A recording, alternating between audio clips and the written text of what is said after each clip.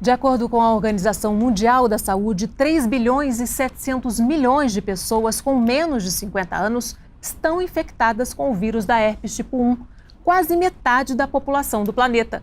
Um vírus bastante adaptado. Ele foi transmitido por chimpanzés para uma espécie de hominídeo há 6 milhões de anos, mas continua fazendo estragos, graças a um mecanismo de sobrevivência especial. Antes que o sistema de defesa do nosso organismo consiga atingi-lo, o vírus do herpes se esconde em nossas terminações nervosas e fica ali, quietinho, até o próximo ataque. Embora, na maior parte dos casos, provoque uma doença incômoda, mas benigna, em algumas situações pode evoluir para quadros graves, com risco de morte. Herpes, esse é o tema em questão no programa de hoje. Nosso convidado é o infectologista Luiz Arnaldo Magdalena Pereira. Ele que é do DIP, Departamento de Doenças Infectoparasitárias de Petrópolis e também professor da FMPFASE. Muito bem-vindo, obrigada pela participação. Eu que agradeço. Existem 8 tipos do vírus herpes que afetam os humanos? Sim, existem 8 tipos, né, do vírus herpes, mas que causam doença mesmo nos humanos. Os mais frequentes são 5 tipos, né? Esses sim são os mais frequentes causadores de herpes nos humanos. A gente vai falar daqui a pouco sobre cada um deles, mas dá para citar esses 5 principais? Quais são? Então, os principais são o vírus herpes tipo 1, que é o causador da herpes labial, não é? O tipo 2, que é o causador da herpes genital.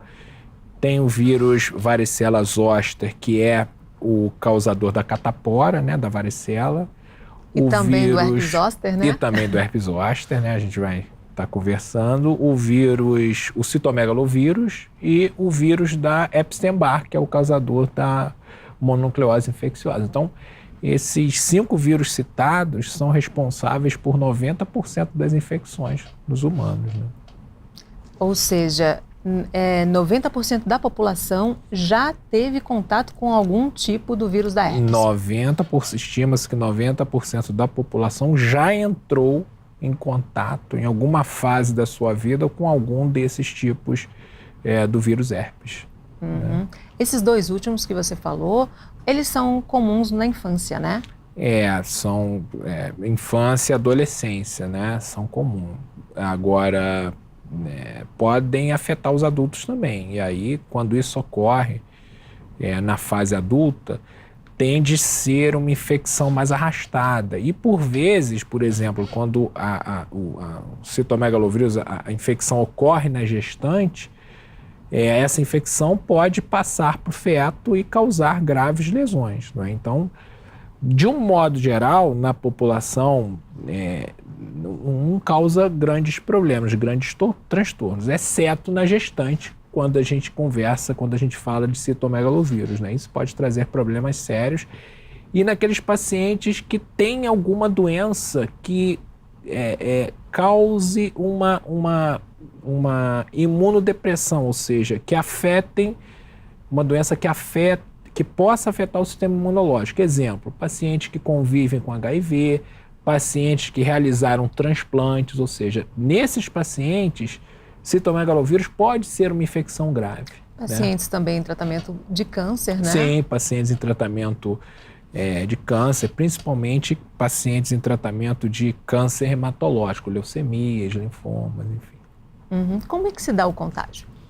Bom, o contágio da herpes tipo 1 e tipo 2, né, herpes genital e labial, normalmente é por contato direto, né, contato direto com uma pessoa infectada ou que esteja com a lesão na sua fase ativa. Já pacientes com o contágio da varicela e do citomegalovírus, bem como do Epstein-Barr, essa transmissão pode ocorrer através de gotículas, né, expelidas pelas pessoas infectadas, né, e pelo ar em pessoas com varicela, com catapora, não é? Então, são doenças, são infecções de transmissão mais comum, não é? Não precisam ter lesão ativa para transmitir, não é? Então, são as principais formas de contágio. Então, sexo sem proteção, no caso da herpes do tipo 2, herpes simples tipo 2, contato direto com a lesão oral, herpes tipo 1, e nos 3 que eu citei, Epstein-Barr, citomegalovírus e varicela, contato através de secreção que o paciente expele, gotículos, enfim. Objetos que contenham a secreção também podem? Copo, talher? Sim, na sua fase ativa, não é? Por exemplo, uma pessoa com lesão herpética, bebeu água, tomou água, e aí o vírus permanece ali, naquele objeto, utensílio. Se outra pessoa tocar e não lavar de forma adequada, pode adquirir o vírus herpes. Toalha também? Sim, por contato direto, né? O correto é quando a pessoa está manifestando um surto da doença, realmente ficar com tudo isso separado, né? E evitar beijar as outras pessoas até, né? Tem que evitar esse contato direto com a lesão, né? Na sua fase ativa. Isso porque, na verdade, a maior parte das pessoas tem o contato com o vírus ainda criança através do beijo, né? É uma das maiores formas de transmissão do herpes 1? Principalmente na infância e adolescência, né? Mas pessoas, através de contato com utensílios, também podem adquirir essa infecção, não é? Então, tem a lesão ativa, evita contato com outra pessoa, ou seja, beijo, enfim. Né? E lavar bem os utensílios. Né? Essa é acho que é a melhor maneira de prevenir esse tipo de infecção. A gente falou agora há pouco que 90% da população mundial teve contato com algum tipo do vírus, né? Sim. Mas nem todo mundo manifesta as doenças causadas pelos vírus da herpes, né? Por quê? Na verdade, às vezes são manifestações tão brandas que passam desapercebidas e a pessoa não dá muita importância, fica como uma virose, vamos dizer assim. Né? Então você tem desde manifestações mais leves até manifestações mais graves. Então, às vezes a pessoa tem uma manifestação tão leve, uma febre baixa, um mal-estar, uma dor muscular, que passa desapercebido, como é o exemplo do próprio citomegalovírus, Epstein-Barr.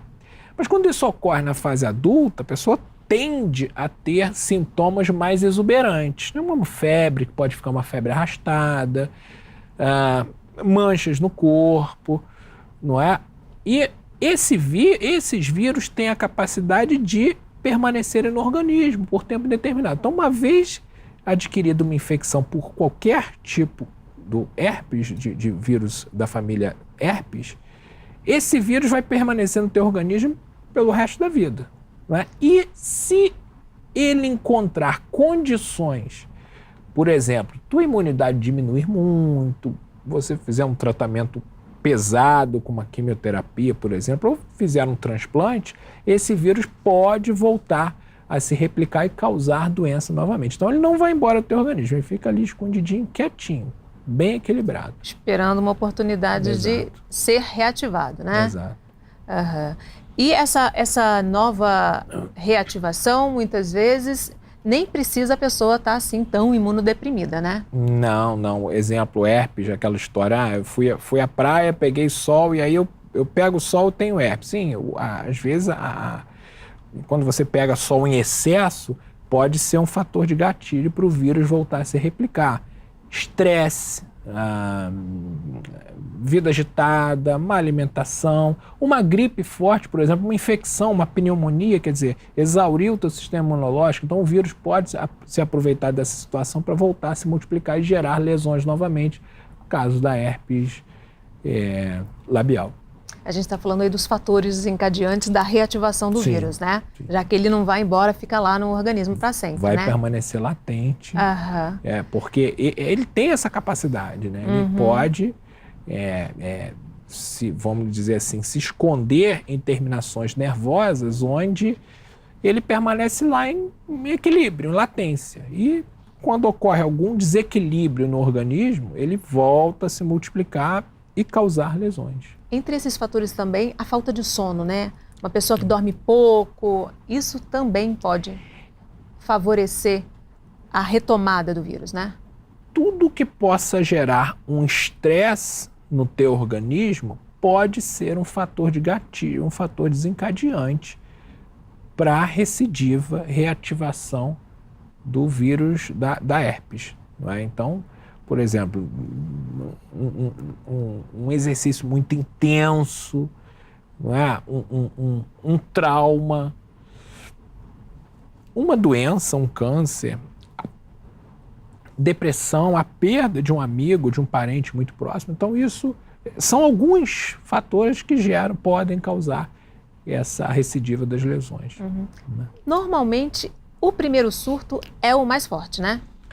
Então, tende a ser o mais grave, ter manifestações como febre,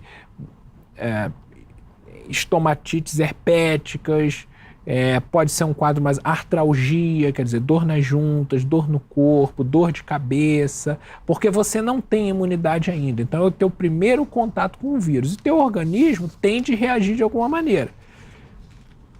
Tem pessoas que reagem com maior força, com maior intensidade, tem pessoas que reagem de modo mais tranquilo. Então, depende muito do teu sistema imunológico, de como ele vai reagir com a presença daquele agente agressor. Então, umas pessoas têm sintomas mais exuberantes e outras não, né? Então, depende muito do hospedeiro, depende muito do organismo em questão.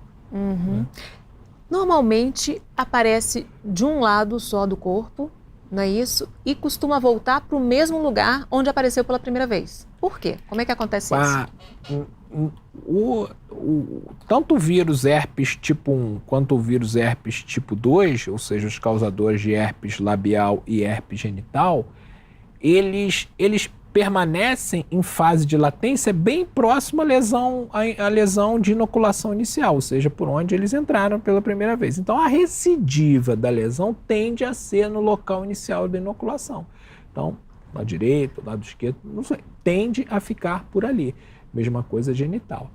Não é? Já os outros têm outros mecanismos. Tem outros mecanismos. Não é? Vamos começar então a falar do herpes simples, do tipo 1, o oral, né? Antes mesmo da manifestação do surto, ele já dá uns sinais, né?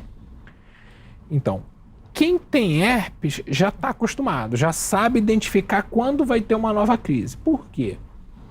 A pessoa relata, as pessoas começam a sentir um formigamento, uma queimação, uma coceira no local onde vai surgir a lesão, né? Onde vai recidivar a lesão, onde vai surgir, voltar a ter a lesão. Então, as pessoas que têm já sabem, vou ter lesão daqui a um tempo. É importante começar a medicação logo nesse momento, que pode até abortar a crise? É o momento ideal, é o momento ideal. A gente tem duas linhas de tratamento, uma para infecção aguda, ou seja, a prima infecção, onde o tempo de tratamento é maior, e outra linha de tratamento que é exatamente para recidiva, né, para os casos de recidiva. Então, por exemplo, quando a gente trata um paciente com recidiva, o tempo de tratamento é menor, é mais curto. Não é? E o ideal é nesse momento, ou seja, antes do surgimento das lesões das vesículas, das bolhas, daquela lesão propriamente dita. Se isso for possível, é bom, porque isso, de um modo geral, pode impedir, até mesmo impedir o surgimento das lesões, ou diminui o tempo de lesões, né? Ou seja, a pessoa vai ter menos dor, menos incômodo, e até mesmo diminui o número de recidivas, né? Então, aumenta o intervalo entre as recidivas. Então, é primordial tratar tão logo possível, logo no início dos sintomas, antes até mesmo do surgimento das lesões. No caso do herpes do tipo 1 e do tipo 2, a pessoa mesmo sem as lesões aparentes, ela transmite a doença? Mais difícil, mas pode transmitir. Mesmo a lesão cicatrizada, já naquela fase logo depois que seca, ela pode continuar transmitindo por alguns dias a lesão. É mais difícil, mas ela ainda pode continuar, porque diminui muito a população de vírus ali. Eles começam a voltar para as terminações nervosas e ficarem lá. Mas ainda assim pode transmitir, embora mais raro, mais difícil. Você falou que o tratamento, na verdade, ele é dividido em dois tipos, né? Para a primeira crise, que é mais longo, e para as recidivas, né? Para o retorno da doença, né? Quanto tempo dura esse primeiro tratamento? Normalmente, para herpes genital ou labial, primeiro episódio, nós fazemos 7 dias. É o padrão. Nas recidivas, nós utilizamos em torno de 5 dias. Então, por exemplo, o paciente que tem herpes, ele já tem a orientação de fazer o medicamento durante os 5 dias. Então, ele já leva uma receitinha para casa e deixa o medicamento guardado. Percebeu que vai ter uma recidiva, ele já começa, já sabe a dose, já sabe quanto tem que tomar. Normalmente isso leva... Normalmente o tratamento da recidiva é de 5 dias. Ok.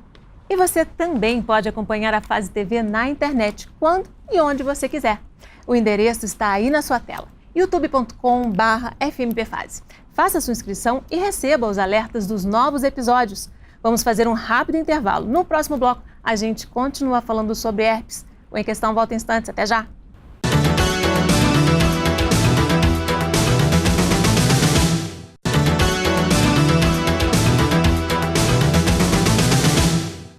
O Em Questão está de volta falando sobre herpes. Nosso convidado é o infectologista Luiz Arnaldo Magdalena Pereira, do DIP, Departamento de Doenças Infecto-Parasitárias de Petrópolis, e também professor da FMPFase.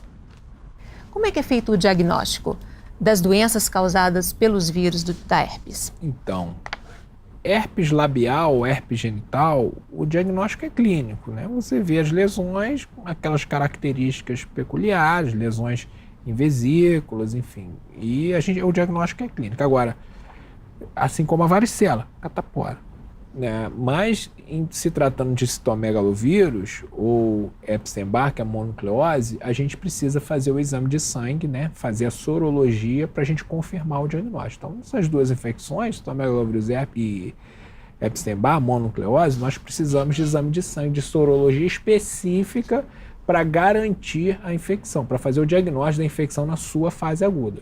Uhum. O tratamento do herpes do tipo 1 e do tipo 2, né, do oral e do genital, o tratamento é com antivirais, né? Sim. As outras doenças causadas pelos vírus da família herpes? A varicela, né, catapora, quando acontece na fase adulta, tem indicação de receber antiviral também. Na infância não, é só sintomático. Agora, citomegalovírus e mononucleose, o Epstein-Barr, não há indicação de tratamento específico, né? Na infância ou na fase adulta. Os pacientes melhoram espontaneamente, com ou sem tratamento eles vão melhorar. Não tem um tratamento específico, exceto quando um paciente imunodeprimido ou ou que recebeu um transplante desenvolve a infecção ou reativa a infecção por citomegalovírus. Então, nesses casos, por exemplo, paciente com HIV que faz uma lesão, reativa uma lesão por citomegalovírus, ele tem indicação de receber o tratamento, um antiviral específico. Ou um paciente que recebeu um transplante e desenvolve uma rejeição ou reativa um citomegalovírus por conta da imunodepressão, pelos medicamentos pós-transplante, esses sim precisam receber um antiviral específico. Do contrário, não há indicação. É só para as manifestações mesmo, para dor de cabeça, para... São sintomáticos, enfim, analgésicos, enfim, repouso e uma boa hidratação. Uhum.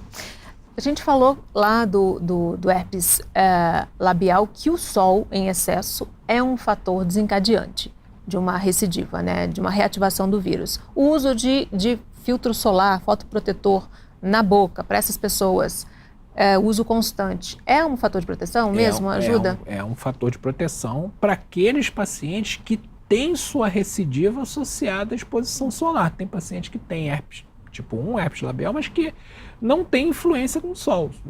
O sol não vai causar uma recidiva. Mas para aqueles que sabidamente o sol causa essa recidiva, tem uma grande proteção, sim, o protetor labial. Não é uma receita de bolo, né? Cada pessoa tem os seus fatores... Tem os seus fatores desencadeantes. Uhum. E ela tem que perceber isso, né? Tentar perceber. Mas o sol é comum como fator desencadeante. Mas significa que toda pessoa vai ter... O sol vai causar uma recidiva. Para aqueles que têm o sol como causador, o protetor labial tem seu espaço. Qual a diferença entre o herpes oral e o genital, o 1 e o 2? Então, normalmente, o herpes tipo 1... ele recidiva mais do que o herpes tipo 2, do que o herpes genital. O herpes genital é classicamente uma doença sexualmente transmissível, não é? Então, junto com o herpes genital, você pode ter aí outras doenças, ou carregar outras doenças. Então, facilitar a aquisição de outras doenças também sexualmente transmissíveis. Mas a questão da estrutura de localização mesmo. Tipo, são parentes, vamos dizer assim. Então, o herpes tipo 2 tem predileção pela região genital, assim como o herpes tipo 1 para a região, de um modo geral, de cavidade oral, né? Na maior parte dos casos, o 1 afeta a boca e o genital, os órgãos, mas pode afetar qualquer parte do corpo, né? O 1 afeta, vamos dizer assim, do pescoço para cima. Então, a face, de um modo geral, boca, enfim, face, olho e tal. Herpes tipo 2, normalmente do umbigo para baixo. Então, é mais um vírus com tendência à região genital. É onde ele fica. Mas em alguns casos, né, esse vírus pode se desenvolver e pode se expandir para outras localizações. Exemplo, causando manifestações mais graves, como no sistema nervoso central, podem causar meningites, encefalites, meningoencefalite, casos graves, podendo evoluir a óbito, se não diagnosticados e tratados precocemente. Nesses casos, por exemplo, em que o vírus foi para o cérebro, né, causando ou a meningite, né, ou a encefalite, não tem um sintoma externo, né? Nem sempre você identifica uma lesão inicial. A gente pesquisa, mas nem sempre isso é possível, não é? Mas todo paciente com quadro neurológico agudo, por exemplo, sinais e sintomas de meningite, ou que evoluem a coma, e que a gente não consegue determinar uma causa, não é? Enfim, deve ser sempre pontuado o herpes como um fator causal, né? E aí, como é que é a atuação do médico nesse momento aí? Então, esse paciente, ele precisa ser internado, né? Suspeita de qualquer infecção do sistema nervoso central pela família herpes, ou seja, meningite, ele tem que ser internado.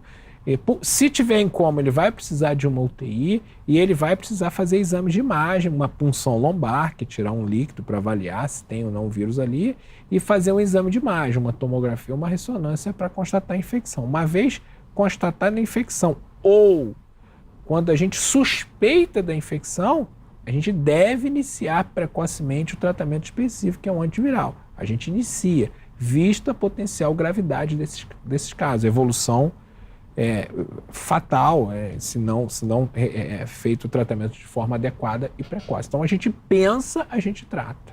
Uhum. Pode deixar sequelas? Se essa pessoa não for a óbito, ela pode ter sequelas? Pode permanecer com sequela neurológica, pode permanecer, às vezes até em coma, né, por um bom tempo, pode permanecer com o lado do corpo esquecido, enfim. Pode deixar sequelas e graves sequelas. Em bebês, então, aí que é mais perigoso, né? O herpes na infância é de difícil diagnóstico, né? Então, toda infecção, a prima infecção na infância, né, em recém-natos, é de difícil diagnóstico, não é tão fácil.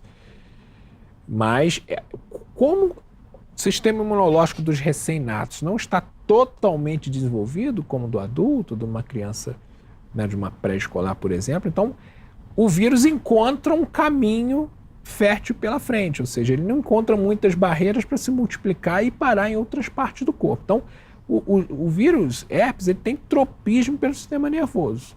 Ele gosta de células nervosas e ele vai embora, ele não encontra defesa, ele vai subindo, podendo causar graves infecções. Uhum. E nos bebês, as sequelas podem ser mais sérias, um retardo mental, enfim, retardo de crescimento.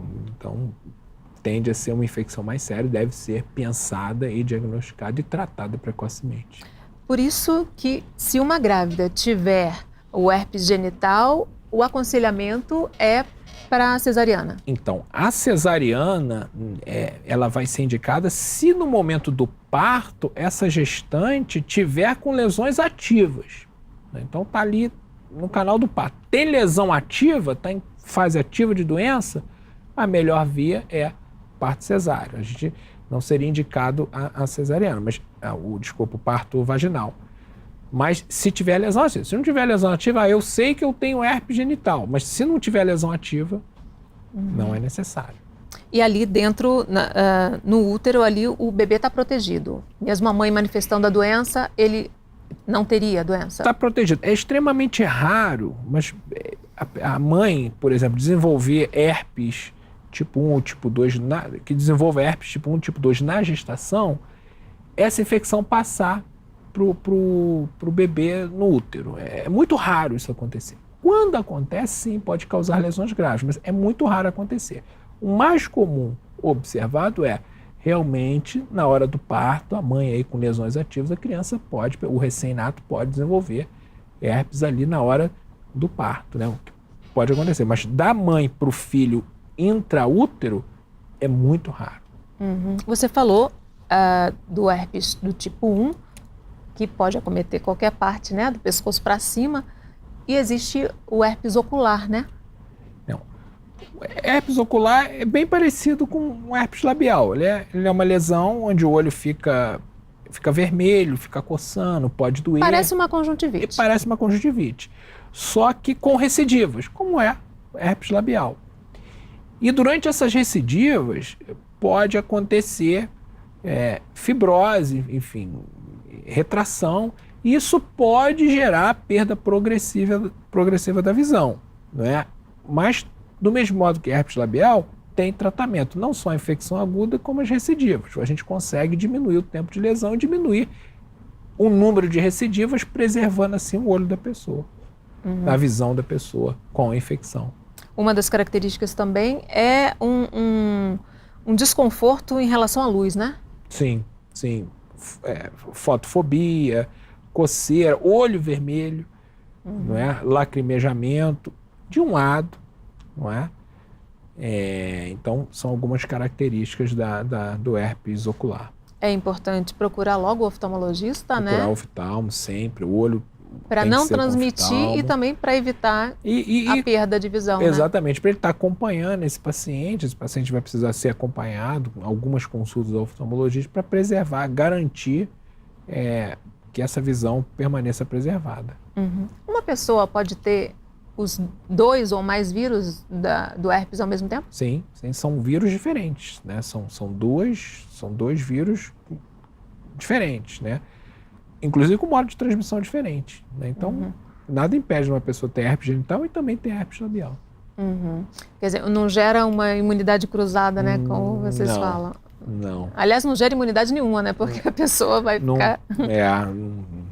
Infelizmente, não. O vírus herpes é daquelas doenças que se tornam mais difíceis para a formulação de vacinas, né? Não há cura, mas há controle, né? Enfim, a gente não consegue curar. E vacinas, por enquanto... Só para zoster, liberada, né? Para herpes simples, não. Agora a gente tem a vacina liberada, sim, para herpes zoster, né? Para o vírus da varicela zoster, que é uma vacina que não está disponível ainda no Sistema Único de Saúde. Ela é indicada para pessoas com mais de 50 anos, né? E é uma vacina que previne episódios de herpes zoster, ou mesmo após a vacina, se a pessoa desenvolver herpes zoster, vai ter um quadro mais brando e tal. Pra você ter uma ideia, a gente acredita que acima de 85 anos, a cada dois pacientes, 2 pessoas, uma vai ter herpes zoster, vai desenvolver herpes zoster, que é extremamente desconfortável, doloroso, enfim. A característica é a dor intensa, né? É uma dor realmente muito forte, né? Herpes zoster são aquelas lesões, né, que acometem só uma parte do corpo, conhecido popularmente como cobreiro, e que podem evoluir com dor local que pode persistir durante meses até anos, né, e incomodando muito o paciente, atrapalhando o dia a dia desse paciente, não é o que a gente chama de neurite pós-herpética. Essa neurite pós-herpética ela é mais frequente após os 60 anos, quem desenvolve herpes zoster. Né? Assim como o herpes zoster é mais comum acima de 50 anos, por isso que a vacina é indicada nessa fase. Né? Então, tem mais de 50, 60 anos, tem um risco maior de desenvolver herpes zoster. Então, quem puder tomar a vacina é bom até por causa desse quadro da dor permanecer mesmo depois que a lesão foi embora, né? Exatamente. Então, a vacina, ela, para quem tem mais de 50 anos, ela está indicada, não é? E recomendada, né? Para evitar esses quadros, né? Que podem gerar muito desconforto. Por que essa dor permanece? Há realmente uma lesão nos nervos da região afetada? Sim, os nervos da pele são acometidos, né? E aí eles permanecem com uma hipersensibilidade mesmo após o episódio, mesmo após as lesões cicatrizarem. Aí aquela pele permanece comprometida, aqueles nervos perdem um pouco ali da sua função e aí podem gerar dor, podem permanecer, o paciente pode permanecer com dor durante uma boa fase da vida. E é uma dor de difícil controle, difícil manejo, não é fácil, enfim. É muita dor. É muita dor. Ok.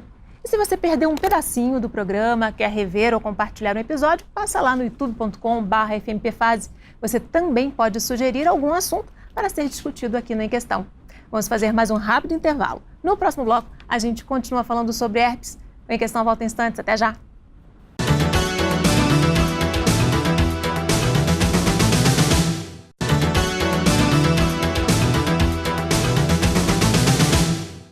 O Em Questão está de volta falando sobre herpes. Nosso convidado é o infectologista Luiz Arnaldo Magdalena Pereira. Ele que é do DIP, Departamento de Doenças Infectoparasitárias de Petrópolis e também professor da FMPFase. A gente terminou o outro bloco falando do herpes zoster, né? Que é muito comum a partir da terceira idade, né? Sim. Por que ele é tão comum assim? O herpes zoster, né? O causador é o vírus o vírus varicela zoster, que é o mesmo causador da catapora. Então, é comum a pessoa desenvolver catapora na infância. Né? Então, grande parte da população teve ou já entrou em contato com o vírus da varicela zoster. Só que ele permanece adormecido. Então, a pessoa tem a catapora e ele permanece em latência, a catapora é resolvida, e ele fica adormecido no organismo, em latência nas terminações nervosas. Quando a pessoa chega numa fase mais adulta, na terceira idade, esse sistema imunológico tende a começar a não funcionar adequadamente. Bem como pessoas que fazem uso de algumas medicações que diminuem a imunidade, ou que têm alguma doença que possa diminuir a imunidade, faz um transplante, usa um corticoide. Então, esses pacientes têm uma maior propensão a desenvolver herpes zoster, né? Ou recidivar essa infecção. Ou seja, é o mesmo vírus da catapora, só que ele aí começa a se multiplicar de uma forma diferente, em um local diferente. Não faz aquele quadro disseminado, faz um quadro localizado, com machucado, o famoso cobreiro, né? E gera dor, gera lesão, gera desconforto. Uma pessoa que nunca teve catapora, na fase adulta, não teria esse risco de recidiva, mas também pode ter a doença. Também pode ter a doença. Para desenvolver herpes zoster, o cobreiro, a pessoa tem que ter entrado em contato em alguma fase da sua vida com o vírus da varicela zoster, que é o vírus da catapora. Então, se não entrou em contato com o vírus, ele não vai desenvolver a herpes zoster, que a herpes zoster, na verdade, é uma reativação dessa infecção que estava latente. Então, a pessoa tem uma catapora, fica adormecida, e o herpes zoster nada mais é do que uma reativação desse vírus que volta a se multiplicar em determinadas terminações nervosas. Um adulto que não teve catapora na infância, se tiver o contato com o vírus, então, já na fase adulta, ele vai ter uma catapora tardia. Ele pode desenvolver uma catapora. Se entrar em contato com o vírus, pode desenvolver. E aí é mais grave. Varicela, catapora no adulto, toda pessoa com mais de 13 anos de idade que desenvolve catapora, a gente tem que ter atenção. Não é? É indicado o tratamento nesses casos, inclusive, aí sim a catapora passa a ter tratamento. É indicado o tratamento com antiviral para evitar possíveis complicações. Não é? Esse paciente com catapora, vamos dizer assim, na fase adulta, ele pode desenvolver quadros graves de pneumonia, não é? Enfim, e aí complicar. Então, para esses pacientes é indicado o tratamento específico. O herpes zoster, ele pode voltar? A pessoa teve um quadro já na terceira idade de herpes zoster, bem sério, ela pode ter de novo? Pode, é mais raro, mas pode acontecer. Pode, cerca de 5 a 10% dos pacientes podem ter um segundo episódio de herpes zoster. É mais difícil, mas pode acontecer, principalmente se o fator de risco continuar. Então, por exemplo, a pessoa imunodeprimida, pessoas que usam corticoide, ou pessoas com mais aí de 70, 80 anos, tem um risco aumentado de fazer herpes zoster. A criança que tomou certinho as doses lá da vacina contra a catapora, né, a varicela, essa criança, ela estaria imune ao zoster? Não. Do mesmo modo, não tá. Para herpes zoster, vamos dizer assim, a gente precisa, na verdade, a vacina para herpes zoster, ela indica, o que acontece? Ela chega aos 50 anos, 60 anos, ela dá uma estimulada no teu sistema imunológico a produzir, reativar a produção de anticorpos contra o vírus varicela zoster. Então, você precisa desse estímulo lá na frente para garantir uma proteção adicional. Então, quem tomou a vacina não está protegido contra a herpes zoster. A vacina da catapora, da varicela. Protegeu da catapora na infância e quando chegar lá... Esses anticorpos protetores, eles caem, a gente precisa de um estímulo para voltarem a ficar em níveis protetores, né? A gente falou da encefalite, né, herpética, né? Quando o vírus vai para o cérebro, né? É muito comum? Qual o percentual? É raro. Mesmo sendo uma infecção grave, né, uma complicação grave de herpes, mas a encefalite é uma complicação rara, né? Não, é muito difícil um paciente desenvolver, mas quando desenvolve a gente tem que diagnosticar e tratar, mas é uma complicação, né, rara. E tem que ser um diagnóstico rápido. Diagnóstico precoce e tratamento instituído, ou até mesmo na suspeita iniciar o tratamento. E o sintoma nesse caso qual é? Então, o paciente pode evoluir com alteração do nível de consciência, convulsão, coma, não é? E febre, enfim, abrir um quadro de coma ou um quadro muito semelhante a um quadro de meningite e a gente precisa diagnosticar e iniciar o tratamento. E é repentino? É um quadro súbito, um quadro agudo. É um quadro Isso é uma neurológico característica agudo. Também, né? É uma característica bem marcante. Quadro agudo e de evolução rápida. Quando que é indicado um tratamento contínuo? Que tipo de paciente precisa desse tratamento de longo prazo? Então, não é uma indicação pontual, mas alguns pacientes têm benefícios quando recebem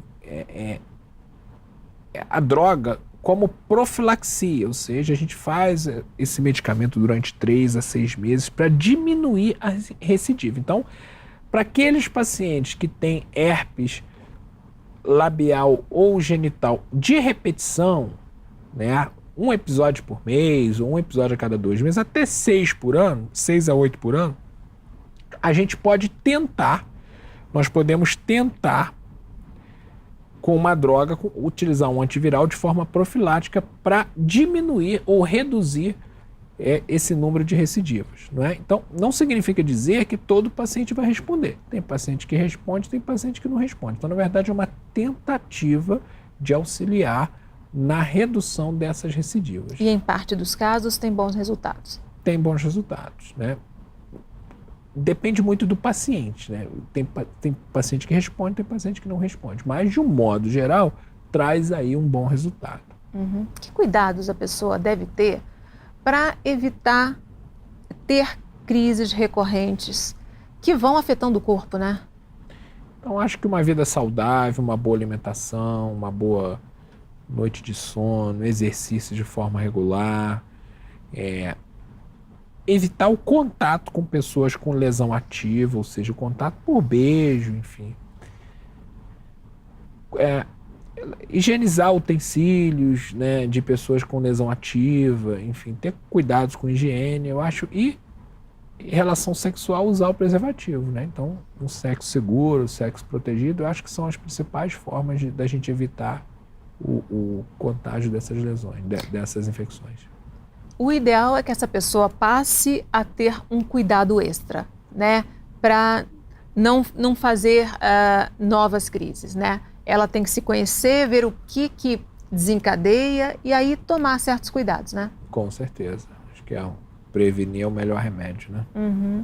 Até porque vai gerando consequências naquele tecido ali que vai sofrendo constantemente, né? Com as lesões, né? Então, acaba incomodando e atrapalha o dia a dia, a vida dessa pessoa, né? Gera dor, desconforto, por vezes gera depressão, exclusão, né? Atrapalha no trabalho, no dia a dia. Então, são lesões extremamente comprometedoras do ponto de vista social dessa pessoa. E além do tratamento com o antiviral, tem que ter todo um cuidado na limpeza para evitar uma contaminação por bactéria e aí um outro tipo de infecção, né? Sim, porque são lesões onde você deixa uma porta aberta para uma outra bactéria, para uma bactéria entrar e poder gerar uma infecção ali. Então, higiene, evitar higiene com água, sabão, e evitar traumas, ficar coçando aquela lesão, são algumas medidas que reduzem os riscos de uma infecção secundária, ou seja, de uma infecção bacteriana por cima daquela infecção viral. Vamos falar um pouquinho de pesquisa, então? Tem uma equipe da USP fazendo uma pesquisa para tentar chegar num medicamento, num gel, para acelerar a cicatrização, né? Já que a cicatrização das bolhas do 1 e do 2, né? Normalmente fica aí uma semana, pode ficar até um pouquinho mais, né? Esse grupo da Universidade de São Paulo está desenvolvendo um gel com poder cicatrizante rápido, ou seja, de cicatrizar essas lesões em no máximo 2, 3 dias. Mas esse gel está sendo desenvolvido para herpes labial, né? As lesões de herpes labial podem ficar por até 10 dias ali incomodando, né? Genital pode permanecer até um pouco mais, mas labial normalmente 10 dias. E esse gel está sendo desenvolvido para herpes tipo 1, herpes labial, né? Com boa resposta, né? Mas em desenvolvimento ainda. Vamos torcer porque realmente melhoraria a qualidade de vida dessas pessoas, né? Com certeza, vai melhorar bastante, né? E por ser gel, né? Um tratamento tópico, enfim. Agora, tem pesquisas também associando uma possível ligação de alguns vírus do herpes com doenças neurológicas, né? Entre elas o Alzheimer. São pesquisas, né? Tá tudo muito em fase inicial, não tem nada conclusivo, não é? Mas são pesquisas realizadas, estão sendo desenvolvidas para tentar associar alguns tipos da família herpes a Alzheimer, enfim, algumas doenças neurológicas, mas que ainda não está totalmente concluído, não é? Então, isso está em desenvolvimento e talvez traga novidades para o futuro. Não é? Essa pesquisa foi feita com a doação voluntária de familiares, né, de pacientes que morreram com Alzheimer e com o cérebro, né, e encontraram o vírus. A ideia é sempre, quando você quer associar uma infecção, um agente infeccioso a uma doença neurológica de parênquima, é fazer uma biópsia, ou tentar encontrar o vírus no tecido desses pacientes. E aí, ou você faz através de biópsia, ou você faz pós-mortem, por análise desse cadáver, não é? Então, mais ou menos como aconteceu na Zika, na infecção por Zika vírus, né? Então, Zika foi exatamente isso. Mas, na questão de Zika, da infecção por Zika vírus, o vírus foi encontrado em todos os tecidos daqueles pacientes que faleceram, né, com microcefalia. Então, todos eles apresentaram, e aí foi concluído que Zika estava associada à infecção do cérebro central. outras pesquisas apontam uma ligação, uma possível ligação do herpes zoster com a esclerose múltipla, né? Então, do mesmo modo, estão avaliando, estão pesquisando, enfim, também nada aí de forma conclusiva, mas é uma luz, é uma ideia, é um caminho a ser perseguido, é uma linha de pesquisa, então muito tem a ser desenvolvido para tentar associar a esclerose à infecção herpética, né? Ou seja, além de todas as manifestações que a ciência já constatou que o herpes provoca nas pessoas, poderiam haver outras manifestações, né, em nível neurológico que ainda não são totalmente conhecidas. Temos muito a conhecer, temos muito que aprender com esses vírus. Você tem uma ideia, na infectologia existe um tratado, ou seja, um livro de 300 páginas só de herpes, ou seja, um livro só de herpes. Então, você tem uma ideia como o assunto é amplo, extenso e que tem muita coisa a ser explorada. É um vírus que não sai do nosso organismo, ele permanece lá em fase latente, ele é oportunista.